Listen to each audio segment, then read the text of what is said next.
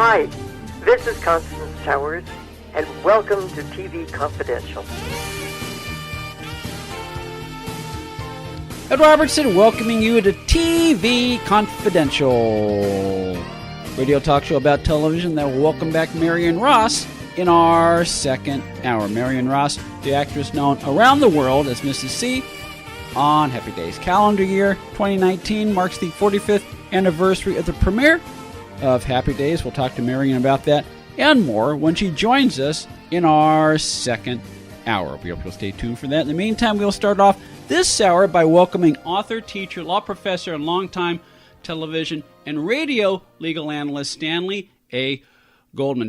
As a legal analyst, Stan covered the O.J. Simpson murder trial and subsequent civil trials for such national media outlets as CBS Radio. He also spent 2 years as a regular contributor to CNBC and more than 10 years as a full-time employee of the Fox News Channel, where he served in many capacities, including on-air legal editor, news correspondent, analyst, and occasional host. Not only that, Stan is so accomplished, I understand he was once immortalized in the Doonesbury comic strip. Stan Goldman is also founding director of the Loyola Center for the Study of Law and Genocide. Not only that, he is the son of a Holocaust survivor named Malka Repstein. In 2006, 7 years after the death of his mother, Stan traveled to Israel to visit a woman named Genya.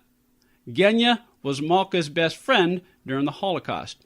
During that visit, Genya's daughter Devorah showed Stan a pamphlet that she had obtained from the Israeli Holocaust Museum that documented activities between a German Jew named Norbert Masser and Heinrich Himmler, the head of the SS, for the release of about 1,000 Jewish women from the concentration camp at Ravensbruck. The story of those negotiations had not been widely known up to that point. In the course of looking into that pamphlet, Stan and Devorah stumbled onto a photograph of two of the women who were released from that camp. Not only did the two women in that photograph turn out to be Stan's and Devorah's respective mothers, but that photograph led Stan on a path to unravel the mystery of his mother's release. In the course of solving that mystery, Stan also discovered that the negotiations that end up sparing his mother's life also played a role in the demise of Adolf Hitler. It is a remarkable story that is all now captured in a brand new book, which we'll tell you more about in just a sec. But first, Stanley Goldman, welcome to TV Confidential. Well, I thank you for having me. I appreciate it. What I like about this book is it's part memoir, it's part biography, it's part history, and it's also part mystery novel in that, and I don't know whether you realize it or not, but the way you piece the story together and the way you tell the story is very much like you're a private detective. And as someone who teaches law and as someone who comes from a broadcast journalism background, that's pretty much how you put together any sort of story or any sort of case. You piece together details like a mystery. I think that's right. I mean, I didn't set out to do something different than anyone else, but it turns out that I've had the book read by a few significant Holocaust scholars, and they've all told me nobody has ever combined those elements into a book about this period. The combination of the part memoir of my mother, how she survived, how the world was to her after the war, and how it affected raising me, along with we'd call it macro story, the big story of what the Nazis were doing that, in a sense, not that they wanted to save my mother, but that they did things that ended up saving my mother because they need workers, they needed to exploit Jews for some reason, and at each step when she'd be about to be killed, she'd be saved. And it is something of a mystery, and it certainly was to me in unraveling it. And a lot of it was serendipitous. I'd start reading some books because I was interested in finding out some information about one thing, and all of a sudden I'd find a couple of paragraphs or an end note or something that would tell me something else. Oh, I'd follow that lead. And it took a number of years of sort of wandering around, looking at books, looking in libraries, looking at memoirs, to piece together what I think is a full story, which, by the way, my mother and none of the women who were freed with my mother ever knew. Yeah. I mean, they never knew the story. That is remarkable. And you mentioned the word serendipity. There are many moments like that in the story, in your mother's life, that you share with your readers throughout the book. And your mother comes across as a character in every sense of the word, and I believe this is one of her quotes in the book. She went on to live a long, productive life, and she took satisfaction that she lived a long life because that was one of her final acts of revenge against the Germans. Absolutely. There's no question about that. My mother, I think that may have driven her to live longer during the war. She not only had occasion to tell me that, I think once or twice, but also this woman who had survived the war with her, she was her good friend, and they'd been through the camps and the slave labor and all that together, and they were rescued together. And she only passed away about 15, 16 months ago at 98, the other lady. Yeah. And she had told me that my mother had told her that during the war, that, of course, this woman was actually younger than my mother, but at the time of the war, this woman had at one point given up. She just wanted to die. There was a bombing raid. She and my mother were stuck, quite literally, in Berlin during the height of the Allied bombings for a period of almost exactly 9 months. They were working in slave labor at a factory in the heart of Berlin. So now, instead of the Germans wanting to kill them, the Allies wanted to kill them. Now, of course, they weren't trying to kill them because they were Jews. They were trying to kill them because they were working in a munitions factory in Berlin where they'd been put to work as slaves. Yeah. And they were being bombed one night, and this woman and my mother were trying to run for shelter, and the woman she wouldn't get up. She was laying on the ground. I won't describe all the circumstances, but she was laying on the ground, just wouldn't get up. She told my mother to go ahead, without her. She didn't want to live anymore. And my mother grabbed her, and the woman said my mother literally grabbed her around her arm and dragged her away from where, by the way, moments later a bomb fell. Right there, describes this lady. And your mother said to me, no, you're gonna live. We're gonna get through this, and the Germans aren't gonna kill us. We're gonna outlive them. Our guest is Stanley A. Goldman, law professor at Loyola Law School, founding director of the Loyola Center for the Study of Law and Genocide, and the author of Left to the Mercy of a Rude Stream, the bargain that broke Adolf Hitler and saved my mother. Stan's book is the remarkable story of Stan's mother, Malka, a little Jewish woman whose life was spared by Nazi Interior Minister Heinrich Himmler, and how the saving of Malka's life ultimately led to the death of Adolf Hitler. Left to the Mercy of a Rude Stream is available now in bookstores everywhere through Potomac Books. You can also find it at Amazon.com, and wherever books are sold online. I have to tell you a story that's not in the book. I couldn't quite figure out a place to put it. I don't know if it belonged in the book or not, but I think the listeners realize at this point my mother passed away some years ago, and my mother would get every month a reparations check from the German government. Mm-hmm. It was $600 or something. All survivors of the Holocaust would get this small payment, which at the time was about equal to her Social Security check that she also got. They both arrived. But my mother always waited for that reparations check, which would arrive right around the first of every month. Mm-hmm. And she really waited for it because, not that she needed the money or was greedy for it, she just wanted the Germans to pay. It may seem like something small, but even that, she said to me once when she was not well, and I was always worrying about her because she'd be sick and then she'd get better, and she'd be sick and she'd get better. And she once said to me, "I'm not dying because I'm not going to let those Germans off the hook from paying me." Yeah. So sure enough, she was very ill. It was clear she was very ill at this point. And it was approaching the end of the month. It was approaching the end of May. It was a Saturday. The check arrived in the mail, like the 30th or 31st. The check arrived in the mail, and she said to me, go deposit this right now. She was very happy. She'd waited for the check, and it arrived, and I went and I deposited it. The bank closed at noon or something on Saturday or 2, and I deposited it in time. And she died the next morning. And about 6 months later, as I said, this isn't in the book, about 6 months later, I got a letter from the German government. And the letter said, "You owe us $600. And the explanation as to why I owed them the $600 was that my mother had not been entitled to that last check because she had died at, according to the death certificate, 10 in the morning on like May 31st. And in order to qualify for that month's check, she would have had to have lived past midnight that day. But since she didn't, we had to return the money.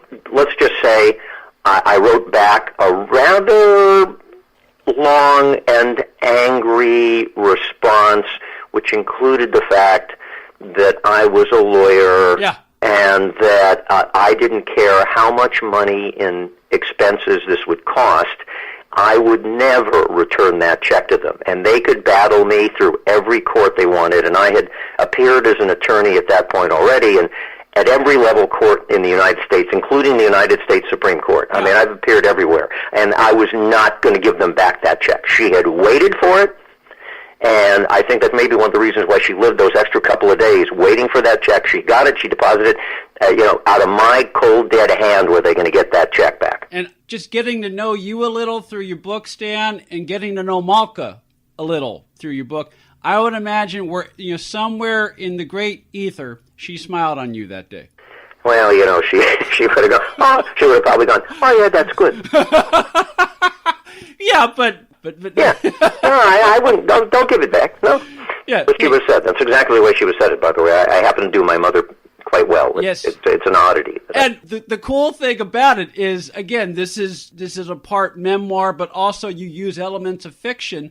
You replicate your mom's Yiddish, and so that just kind of adds to her as a character and as a person. And I do want to say this. I do my mother phonetically, and I don't do others phonetically who I quote in the book, because I'm literally quoting the way my mother spoke and the way she spoke to me, which was really who she was. I mean, you can't understand my mother without understanding sort of her speech pattern and the way she spoke. She spoke, in a heavy, thick, old Yiddish accent. And by old, I mean, from sort of, older times. And it isn't just older people who had that accent. She had that accent when she was a young woman, too. But as the accent became lost, it became only spoken by older people, in that same voice. But I don't use it for the Germans because I'm taking quotes from other books, which are translated. But for her, I did it. And in fact, in the audio book, which has been released by Recorded Books, Tantor, which is a division of Recorded Books, bought the audible rights. And I auditioned, by the way, to be the voice, because they bought the rights without me attached to it, and I auditioned, and they let me do the audio reading. And in it, the one accent I do is I do my mother's accent. I don't do anybody else's, because that's the way it is in the book. But you mentioned fiction. I use elements of fiction, but I want to assure readers, and I've been asked this question a couple of times when I have spoken about the book, and the book just came out in the middle of last month. The book is 100%, to my knowledge, nonfiction. There is no made-up conversation. There is no distortion or reordering of timing of events. I wanted to be very, very careful that although I write it as if it is a fiction, one author friend of mine who's a best-selling writer of thrillers said, "You write this like a thriller." And I said, look, I wanted to write it so it was accessible. I wanted to write it the same way I wrote when I was writing for the New York Daily News, so it was very clear and accessible to everybody. But I wanted to make absolutely certain that there was no accusation that I had made up anything in the book. There's endnotes at the end that document every historical point I make. Every conversation is based on memoirs, etc., of people who were there. If they're wrong, I'm wrong. But I have historical documentation for everything I say and everything about my mother and myself, and and our conversations are what happened. In the literary world, which I also know a thing or two about, we would call this a work of narrative nonfiction, and that is clearly a work of nonfiction, but it reads like a narrative. And as I said, I've made up no conversations. I was lucky in being able to put this book together that it involved, as it turned out, historically significant facts, which resulted in many of the participants, or at least witnesses to those events, actually eventually wrote memoirs. And I can think of at least, off the top of my head, a half a dozen different high-ranking Germans involved in the Nazi government who wrote memoirs, survived and wrote memoirs about incidents that I write about that involved my mother and her being freed. Not directly about my mother, but directly about her and the group of women that she was saved with being freed.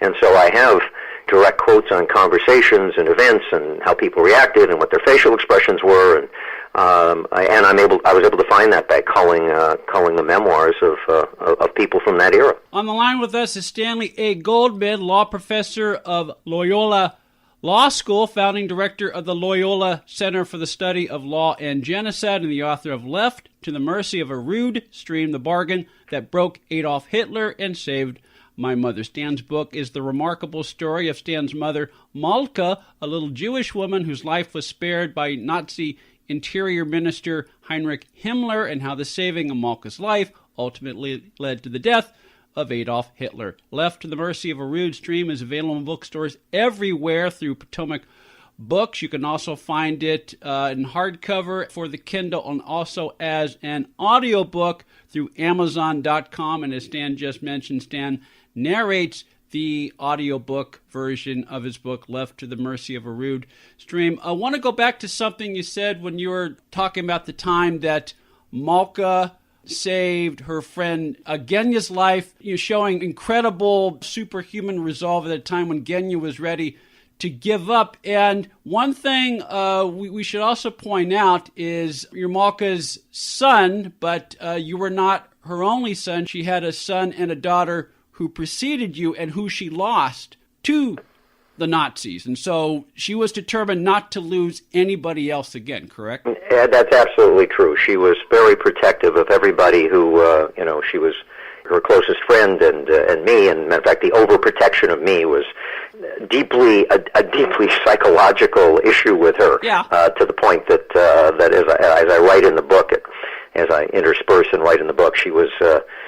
Although she was fairly convinced nothing could happen to her, she was always terrified something would happen to me, and it was pretty pathological. She just needed to know where I was, every minute of the day. She'd literally had her first son and daughter ripped from her arms by the Nazis, and she was not going to lose anybody else. I think part of it was, of course, the guilt of not having been able to save them, which was, obviously not.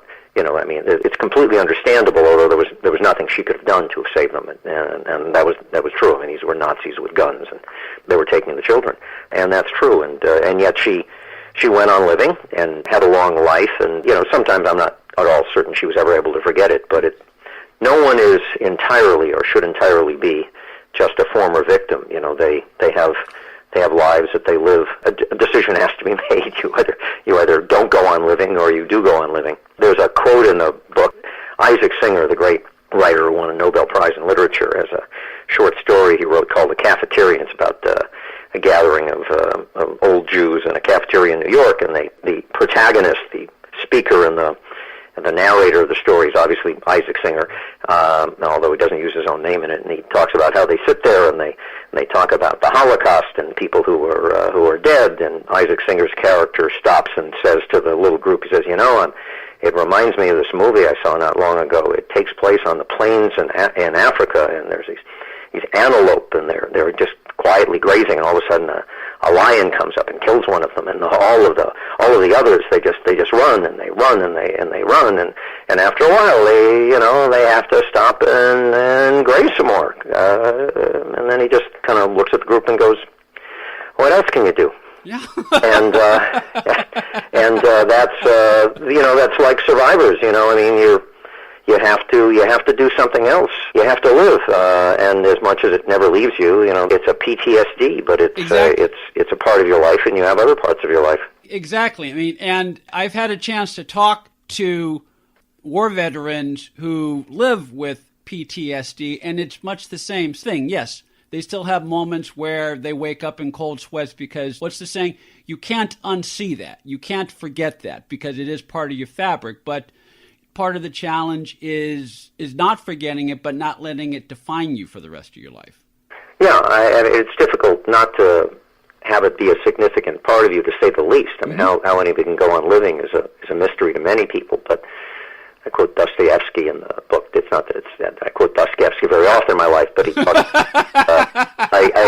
in one of his books he writes about the fact that the part of the definition of a human being is being able to, if it means continuing to live, then you can, if not get used to anything, at least live with anything. It becomes possible, and because we're sort of ingrained to go on living.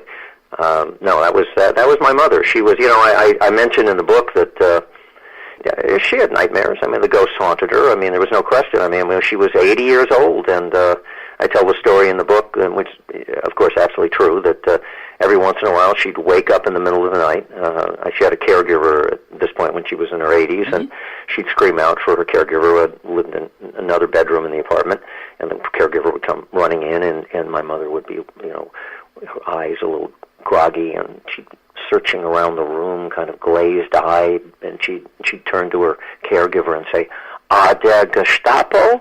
because she'd wake up in a dream about the Germans, Yeah. you know, and then the caregiver would go, no, Molly, it's it, and then my mother would then kind of wake up and go, oh yeah, that's fine, because there was nothing wrong with her brain. It's just she'd wake up in the middle of this dream about the Germans. It never left. Yeah. Never left. On the line with us is Stanley A. Goldman, author of Left to the Mercy of a Rude Stream, the bargain that broke Adolf Hitler and saved my mother. We'll continue our conversation with Stanley after this quick time out here on TV Confidential. Hi, everyone. I hope you're enjoying our podcast. If you're listening to us on our YouTube channel, youtube.com/TV Confidential, be sure to hit the subscribe button. Ed Robertson along with Tony Figueroa and Donna Allen from Story Salon, Southern California's longest-running, regularly performing live storytelling ensemble, which I understand is at a new location. Yeah, we're very excited about it. We're moving actually to the Party Art Studio on Laurel Canyon Boulevard, 5302 Laurel Canyon. It's a new art gallery, and it's beautiful. It's beautiful.